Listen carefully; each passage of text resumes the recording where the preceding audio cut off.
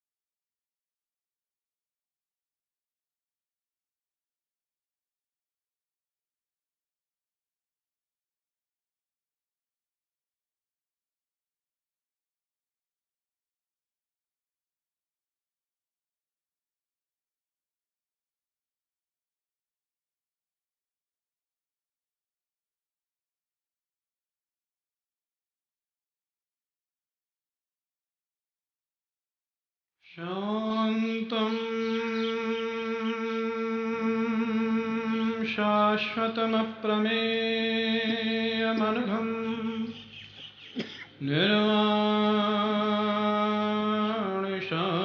निर्वाणशान्तिप्रदम् ब्रह्माशम्भुफणीन्द्रसेव्यमनिशम् वेदान्तवेद्यं विभुं रामाख्यं जगदीश्वरं सुरगुरुं मायामनुष्यं हरिं वन्देऽहं करुणाकरं रघुवरं भूपालचूडामणिं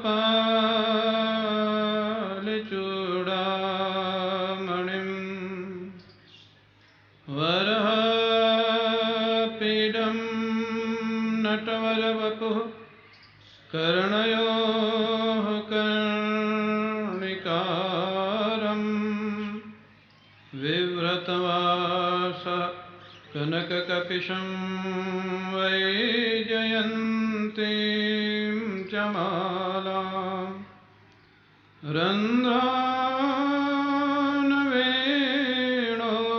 रन्ध्रानवेणोरधरसुधया पूरयन् गोपवृन्दैः वृन्दारण्यं स्वपदरमणं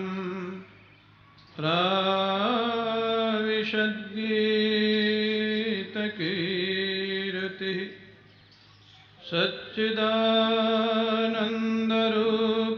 सच्चिदानन्दरूपाय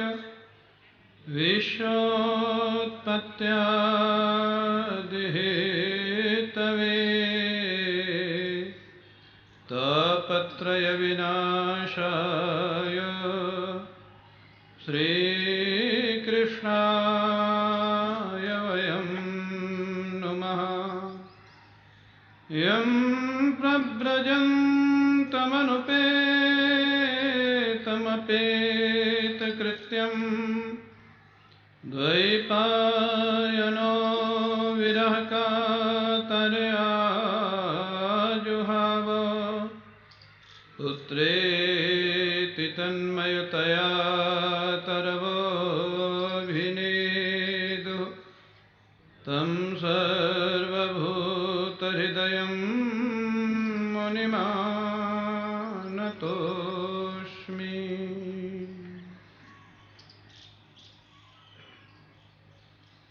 श्रीराम जय राम जय जय राम।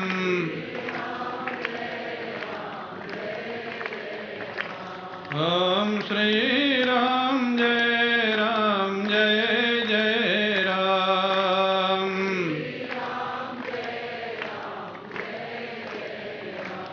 ओम श्री राम जय जय राम।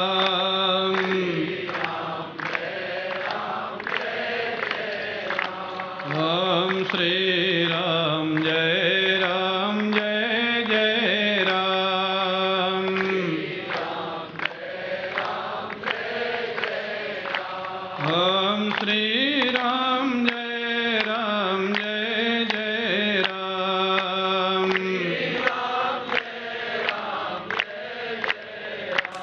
ओम श्री राम जय राम जय जय राम।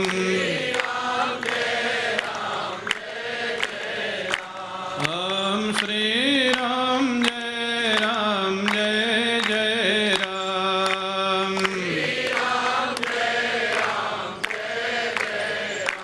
ओम श्री राम जय राम जय जय राम।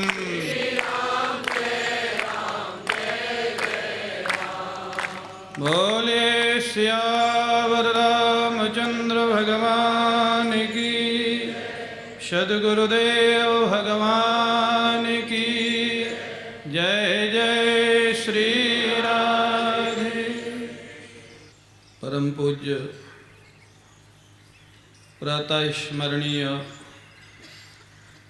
श्री सद्गुरुदेव भगवान के श्री चरणारविंदों में साष्टांग प्रणाम। पूज्य महाराज श्री जी के परम स्नेह भाजन समादरणीय श्री बिरला दंपति, आदरणीय डॉक्टर जैन दीक्षित जी, समुपस्थित भगवत कथा अनुरागी सज्जनों, हम सभी लोग पुनः इस पवित्र वाटिका में देवर्षि नारद के द्वारा जो वर्णित भक्ति सूत्र हैं, जो हमारे आपके जीवन की भक्ति साधना के लिए पाथेय के रूप में हैं और जिनके अनुसार हम अपना जीवन चला करके प्रभु की अनुभूति कहें, शांति की अनुभूति कहें या परमानंद की अनुभूति कहें, शब्द अलग अलग हैं, अनुभूति एक ही है। भक्ति की विशेषता, भक्ति का लक्षण स्वयं प्रमाण है। भक्ति के लिए दूसरे प्रमाण की आवश्यकता नहीं है। इसका वर्णन करते हुए देवर्षि नारद ने कहा था, शांति रूपात परमानंद रूपाच्चा। हमारे जीवन में भक्ति बढ़ रही है कि नहीं, इसका प्रमाण क्या है? इसका प्रमाण एक ही है कि हमारे जीवन में शांति बढ़ रही है कि नहीं और रस बढ़ रहा है कि नहीं। हम क्या करते हैं क्या नहीं करते हैं, ये इस पे कोई प्रमाण नहीं। हम साधु हैं या गृहस्थ हैं, ये भी कुछ नहीं लिखा। हम सन्यासी हैं या वैष्णव हैं, ये भी कुछ नहीं लिखा। भक्ति का संबंध तुम्हारे हृदय से है। हाँ। बहुत ऐसे छिपे हुए भक्त होते हैं महाराज, पता नहीं लगता, जीवन भर पता नहीं लगता। ऐसे रस में डूबे होते हैं क्योंकि वो अपने को प्रकट ही नहीं करते। तो ये स्वयं प्रमाण है। स्वयं प्रमाण माने आपका हृदय स्वयं प्रमाण है कि आपके जीवन में भक्ति बढ़ रही है या नहीं बढ़ रही है। और इतना सुंदर ये सूत्र देवर्षि नारद ने दिया है कि आप अपने अपने हृदय को देखो, जीवन को देखो, शांति और आनंद बढ़ रहा है या नहीं बढ़ रहा है। अगर शांति और आनंद बढ़ रहा है तो सोच लेना भक्ति बढ़ रही है, और अगर वो कम हो रहा है तो अभी भक्ति की स्थिति ठीक नहीं कही जाएगी। हाँ, स्वयं प्रमाण, इसीलिए स्वयं प्रमाण, दूसरे व्यक्ति की जरूरत नहीं। प्रत्यक्ष अनुमान, शब्द, उपमान इत्यादि प्रमाणों की जरूरत नहीं। ये आपके जीवन में देखना है। हाँ, देवर्षि नारद ने महाराज प्राचीन बरही से यही तो प्रश्न किया था। भागवत में आता है, राजन, वो राजा थे, बहुत बड़ी संपत्ति उनके साथ है और बहुत बड़े बड़े यज्ञ करते थे। देवर्षि नारद ने कहा, राजन, इतने बड़े बड़े यज्ञ करते हो, लेकिन क्या तुम्हारे जीवन के दुख समाप्त हो रहे हैं और शांति बढ़ रही है कि नहीं? प्राचीन बरही ने कहा कि इस प्रश्न पर कभी ध्यान ही नहीं गया, करते जा रहे। अच्छा काम करना अच्छा है, और जो अच्छा काम करता है उसी के यहाँ बिना बुलाए संत पहुँच जाते हैं। हाँ, देवर्षि नारद को बुलाया नहीं था प्राचीन बरही। अच्छा जो व्यक्ति होता है ना, हाँ, कभी कभी आदरणीय बाबू और माँ कहते हैं कि महाराज मालूम नहीं महाराज जी की इतनी कृपा क्यों थी। तो स्वाभाविक है आपको नहीं मालूम होना, ये भी स्वाभाविक है, ये आपकी सज्जनता है। लेकिन महापुरुष देख लेते हैं कि वास्तव में जीवन किसका शुद्ध है। हाँ, कृपा का वास्तविक पात्र कौन है। तो महापुरुष जहाँ देखते, और माँ उस घटना को बताती हैं कभी कभी कि जब प्रथम बार स्वामी जी के विषय में सुना और पंडित श्री देवधर जी को भेजा था, तो पंडित देवधर जी माँ को बोले कि हैं तो बहुत अच्छे महापुरुष, लेकिन हैं फक्कड़, वो हाँ करें या ना करें कुछ नहीं कहा जा सकता है। पहली बार जब बुलाने के लिए माँ ने उनके पास संदेशा भेजा, पंडित देवधर जी को भेजा, लेकिन पंडित देवधर जी महाराज जी से बात की और एक बार में उन्होंने स्वीकृति दे दी। तो उन्होंने लौट के माँ से यही कहा कि तो बड़े आश्चर्य की बात है कि उन्होंने एक बार में ही आपके लिए स्वीकृति दे दी। तो महापुरुषों को भूत भविष्य मालूम होता है, और उनको मालूम होता है कहाँ किस पात्रता है और कहाँ क्या रखा जा सकता है। तो देवर्षि नारद प्राचीन बरही के यहाँ कोई बुलाने पे नहीं गए थे, लेकिन उनको मालूम था ये इतने धर्मात्मा है प्राचीन बरही, निरंतर यज्ञ करते, ब्राह्मणों को दक्षिणा देते, साधुओं की सेवा करते, तो चलें देखें तो सही कि इनका रास्ता तो ठीक है, लेकिन और थोड़ा व्यवस्थित हो जाए, इसलिए देवर्षि नारद गए थे। तो महापुरुष स्वाभाविक कृपा करते हो तो खोजते रहते, जैसे भगवान खोजते रहते हैं ना कि कोई हमारा भक्त मिल जाए, प्रेमी मिल जाए, ऐसे संत भी तो खोजते रहते हैं। जब मिल जाता है तो महाराज उनको बड़ी खुशी होती है, और नहीं मिलता है तो भगवान की इच्छा मान के छोड़ देते। तो देवर्षि नारद ने यही पूछा था, राजन इतने बड़े बड़े काम आप कर रहे हो, बहुत अच्छे काम कर रहे हैं, समाज कल्याण के काम है, देवताओं के लिए आहुति मिल रही है, पितरों के लिए श्राद्ध हो रहा है, ब्राह्मणों को दक्षिणा मिल रही है, लेकिन क्या कभी इस प्रश्न पर भी विचार गया आपका कि नहीं? आपके जीवन की अशांति खत्म हो रही है कि नहीं, और आनंद बढ़ रहा है कि नहीं? प्राचीन बरही ने यही जवाब दिया, महाराज ये प्रश्न ही कभी दिमाग में नहीं आया तो मैं जवाब क्या दूं आपको। और मैं समझता हूं कि शायद 80% लोगों के जीवन में प्रश्न नहीं आता है। कोई महात्मा पूछे या कहीं सुने तभी आता है। आप लोगों ने भी विचार करना चाहिए। आप जो भी कर रहे हैं, व्यापार कर रहे हैं, सर्विस कर रहे हैं, भजन कर रहे हैं, मैं तो कहता हूँ अगर साधु होके भजन भी कर रहा है तो उसकी भक्ति और शांति बढ़ रही है नहीं बढ़ रही? हमारे गुरु जी कहते थे साधु होके अगर भजन में लग गया तो गृहस्थ से बहुत आगे निकल सकता है, और साधु होके भजन में नहीं लगा तो गृहस्थ से नीचे भी जा सकता है। तो ये भगवान की माया कोई लाल पीले कपड़े से नहीं घबराती, यह कोई रुद्राक्ष और तुलसी से नहीं घबराती। ये अगर घबराती है तो केवल मायापति से घबराती, भगवान से घबराती। भगवान से जिसका नाता जुड़ा है स्वाभाविक है उसके जीवन में शांति और आनंद प्रकट होने लगेगा। ये स्वाभाविक है। अगर आप बद्रीनाथ की यात्रा में जाएंगे तो जोशी मठ से आपको ठंडक की अनुभूति होने लगेगी, बद्रीनाथ के पहले ही। ऐसे ही आपके जीवन में अगर भगवान का नाम लेते ही रोमांच होने लग जाता है, आनंद आने लग जाता है, भगवान की कथा सुनते पूजा करते आंखों में आंसू आने लग जाते हैं, तो सोच लेना बद्रीनाथ के लक्ष्य में जोशी मठ तक आप पहुँच गए। ठंडक आने लग गई, अनुभूति होने लग गई। अष्ट सात्विक भाव प्रकार ही उसके प्रमाण। इसलिए कहा गया भक्ति है कि नहीं इसके लिए बाहर के प्रमाण की आवश्यकता नहीं है, शांति है कि नहीं यही उसका प्रमाण। अब आप और हम सबको ये देखना चाहिए, हम भजन करते हैं तो हमारे जीवन की शांति और रस बढ़ रहा है या नहीं बढ़ रहा है। बढ़ रहा है तो हमारी भक्ति ठीक रास्ते पे चल रही है, और नहीं बढ़ रहा है तो थोड़ा विचारणीय है। जैसे प्राचीन बरियों को विचार करना पड़ा, विचार करना चाहिए। अब आगे कहते हैं देवर्षि नारद अगले सूत्र में, वो कहते हैं महाराज भक्ति करते हुए शांति बढ़े और आनंद बढ़े तो प्रवृत्ति तो कम होगी, क्योंकि प्रवृत्ति जितनी ज़्यादा रहेगी उसमें शांति आनंद में व्यवधान तो पड़ेगा। हमारे गुरु जी कहते थे अगर बहुत परिचित लोग हैं तो दिन में 10 फोन आएंगे खुशी के और 10 फोन आएंगे गमी के, तो कुछ लोगों को बधाई देनी पड़ेगी, कुछ लोगों के यहाँ शोक जताना पड़ेगा।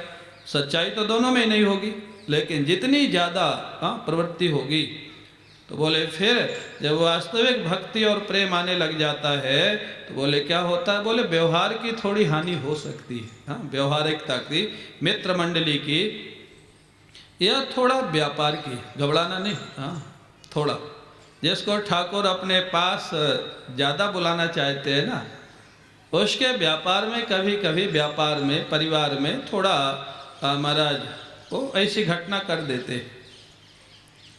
मैं शायद पहले भी सुनाया होगा, कोकिल साईं का जो भक्त थे गेही राम जी, उनको मैंने देखा है। गेही राम जी को वो नाचते थे वृंदावन में, सिंध के थे महाराज। फैक्ट्री थी उनकी, फैक्ट्री बंद हो गई। दूसरा काम शुरू किया वो भी बंद हो गया, तीसरा शुरू किया वो भी बंद हो गया। अब कोई काम ही नहीं था तो वृंदावन आ गए। प्रायः लोग आते ही है। एक व्यक्ति बोला महाराज 2012 दिसंबर में प्रलय है तो हम वृंदावन आएंगे। मैंने कहा बड़ी अच्छी बात है, इस बहाने वृंदावन आ जाओ, अच्छा है। प्रलय वलय तो अभी नहीं होगा, वो तो बहुत बार घोषणाएं हो चुकी है। तो अब वो आ गए वृंदावन। गेही राम जी कोकिल साईं के भक्त थे। अब कोकिल साईं आते थोड़िया बाबा जी के पास, महाराज जी का वहाँ सत्संग, हरि बाबा का सत्संग, आनंदमयी माँ का सत्संग, वो रस आया सत्संग में, वो नाचते थे महाराज। और वो कहते थे बोले बांके बिहारी ने हमको पहचान लिया है। हाँ देखो, कहते थे बांके बिहारी ने हमको पहचान लिया है। तो गुरु जी कभी कभी विनोद में पूछते थे क्या प्रमाण है तुम्हारे पास? बोले महाराज मैं सोचता था कि मैंने कभी किसी का हक नहीं छीना, मैंने कभी किसी मजदूर को दुखी नहीं किया, फिर मेरी फैक्ट्री क्यों बंद हुई? और मैंने दूसरा काम शुरू किया वो भी बंद हो गया, तीसरा शुरू किया वो भी बंद हो गया। अब पता लग रहा है कि मेरी फैक्ट्री मेरे कर्म से बंद नहीं हुई थी, ये बांके बिहारी ने बंद कराई थी। क्यों बंद कराई थी? अपने पास बुलाने के लिए। ध्यान, घबराना नहीं, सबकी बंद नहीं कराते। हाँ, ध्रुव जी को तो दिया था। हाँ, लेकिन माँ जिस बच्चे को गोद में उठाना चाहती है उसका खिलौना छीन लेती। हाँ, अगर वो खिलौना छोड़ के नहीं आता बुलाने पर तो खिलौना ही छीन लेगी, तब तो आएगा रोता चिल्लाता। हाँ, फिर वो गोद में उठा लेगी।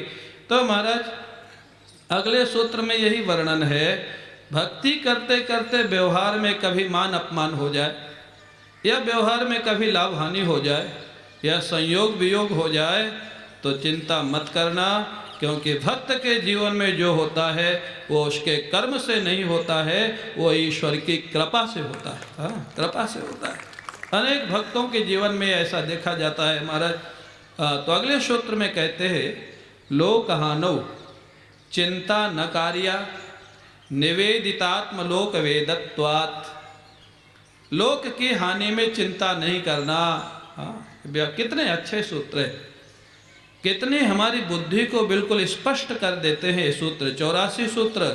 मैं तो पहले जब समय थोड़ा रहता था तो मैं तो पाठ करता था इन 84 सूत्रों का। हाँ, ज़्यादा टाइम नहीं लगता। वैसे अगर आपको थोड़ा संस्कृत आती हो तो 10-12 मिनट में इनका पाठ हो जाता है, 10-12 मिनट में।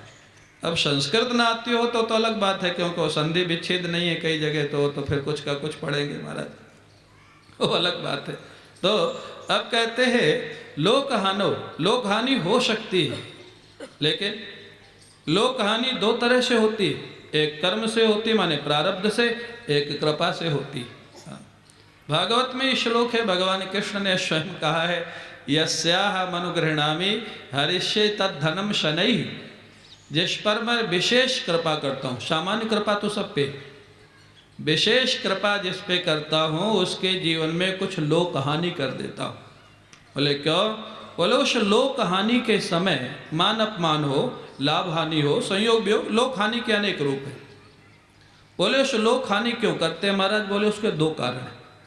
आपके अच्छे समय में बहुत सारे साथी आपके अगल बगल घूमते रहते, लेकिन जब आपत्ति का समय आएगा भगवान कहते हैं बेटा देख ले तेरे कितने साथी सच्चे हैं और कितने चालाक हैं। एक तो वो पता लग जाएगा, हाँ, दुनिया में उस चीज़ का पता लग जाए कितने सच्चे थे और कितने चालाक थे। हाँ, बोले जब उसकी संपत्ति छिन जाएगी या कोई दुखद घटना होगी तो कुछ ही लोग बचेंगे जो साथ में होंगे, बाकी या तो उदासीन हो जाएंगे और यहाँ तक कि कुछ तो विरोधी हो जाते। हाँ, बोले फिर क्या होगा?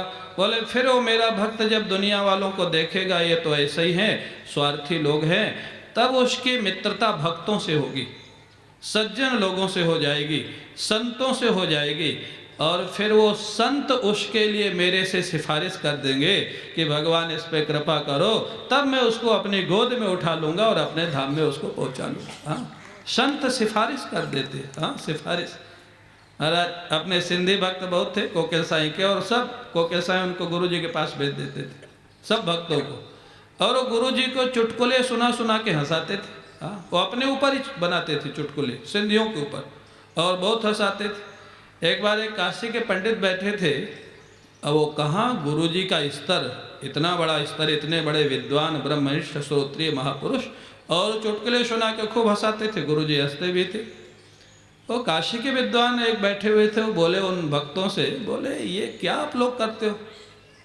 अरे आप कुछ पूछो महाराज जी से, कुछ अपना जिज्ञासा समाधान करो, इतने बड़े संत, इतने बड़े महापुरुष, क्या चुटकुला सुना के हंस रहे हो, हंसा रहे हो? वो जानते हो उन्होंने जवाब क्या दिया सिंधी भक्तों ने? बोले संत हंसे भगवंत फंसे। बोले संत अगर खुश हो जाए किसी भी माध्यम से तो भगवान की अनुभूति करा देता है, इसलिए हमको तो इनको खुश करना है। हाँ, बोले तुम लोग दिन भर माथा खाते रहते हो, ये कैसे है, ये कैसे है, ये कैसे है। बोले हम इनको तकलीफ नहीं देंगे, जैसे खुश होंगे वो काम हम करेंगे। अगर हमारे नाचने से खुश होंगे तो हम नाचेंगे, चुटकुला सुनाने से खुश होंगे चुटकुला सुनाएंगे। हाँ, और आप जानते हैं सिंधी परिवार में, कोकिल साईं के परिवार में प्रणाम करने की पद्धति अभी तक भी नहीं। हाँ, अभी तक संत जाते हैं उनको आशीर्वाद देते हैं, आप खुश रहो, हाँ, आप आनंदित रहो, हमको कुछ नहीं चाहिए आपसे। क्या उन्होंने शिक्षा दी अपने भक्तों को। आज भी हम लोग जाते हैं, अभी रामनवमी से और हनुमान जयंती तक उनके यहाँ वृंदावन में प्रतिवर्ष उत्सव होता है। एक दिन के लिए मैं भी जाता हूँ। तब जो नई जनरेशन है वो तो थोड़ा संकोच करती है, लेकिन जो पुरानी जनरेशन है, डॉक्टर रागनी के एज के और जितने भक्त हैं, अभी भी हम जाते हैं तो आशीर्वाद देती, माताएं भी और पुरुष भी, महाराज आप खुश रहो, खूब आनंदित रहो, कुछ नहीं चाहिए। हाँ, ये जीवन तो कहते हैं, भगवान कहते हैं कि लोक हानि में क्या होगा, एक तो सच्चे और स्वार्थी लोगों का पता लग जाएगा, दूसरा फिर वो सच्चे लोगों से जुड़ जाएगा, संत लोगों से जुड़ जाएगा, और संतों से जुड़ जाएगा तब भगवान कहते हैं संत के माध्यम से मैं विशेष कृपा उस पर करता हूँ और जीवन को सुखी कर देता हूँ, आनंदित कर देता हूँ। इसलिए देवर्षि नारद कहते हैं अगर भक्त के जीवन में कभी ऐसी दुर्घटना जिसको व्यवहार में कहा जाता है ऐसा हो जाए तो घबराना नहीं, सोच लेना ये भी हमारे ठाकुर की इच्छा है। हाँ, ये भी ठाकुर की कृपा का कोई रूप है। कई बार प्रारंभ में पता लगता है, कई बार बाद में पता लगता है। अब मेरे जीवन के जो जन्मदाता माता पिता हैं बहुत कम एज में चले गए थे, बहुत कम अवस्था में। सामान्य दृष्टि से देखा जाए तो यही कहा जाएगा कि ये बालक तो बड़ा दुर्भाग्यशाली है जिसके माता पिता दोनों ही चले गए बचपन में। लेकिन आज मेरे को लगता है उनका जीवन बहुत शुद्ध था। हाँ, आज भी मेरे हृदय में उनके प्रति बहुत भावना, बहुत शुद्ध जीवन था दोनों का।